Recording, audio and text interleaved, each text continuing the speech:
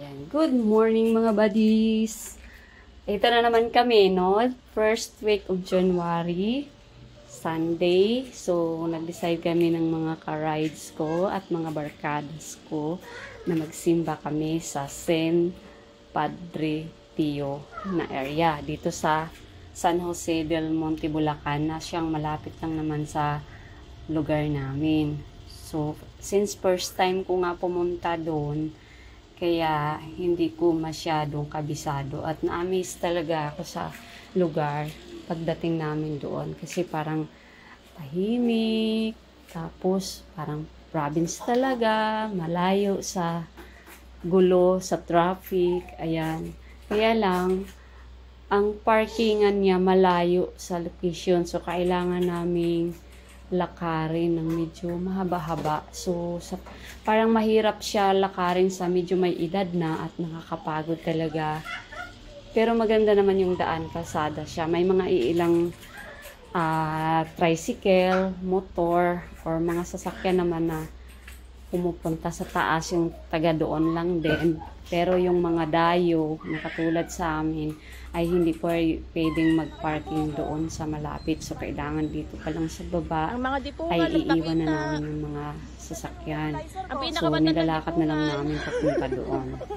At ito nga, akala namin may misa. At matatimingan namin may misa.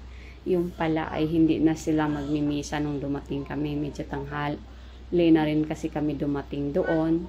At ayan, nakita ko nga yung simbahan. Ganito. Simple lang yung simbahan nila, pero parang punong-puno ng mga historical, mga laminated, mga pictures. May mga ilan na mga nakaraang history. So, ayan. Ngayon ko lang nalaman na si Padre Pio pala ay hindi talaga siya Pilipino. So, mga Spanish siguro yun siya.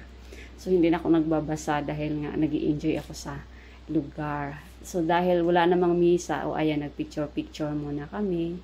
Kumukuha muna kami ng ibang mga views sa labas at sa loob ng lugar.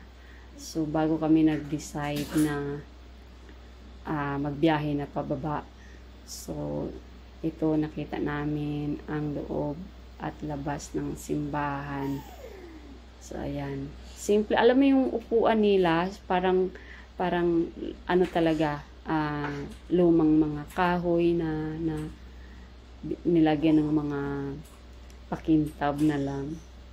So, masasabi mo talagang adult. So, ayan. Nung nakabalik na kami sa bandang baba, hapon na, ginabi na kami. So, nag-decide na lang kami na mag-dinner muna sa madaanan naming area. Actually, nakapag-dinner na rin kami dito dati.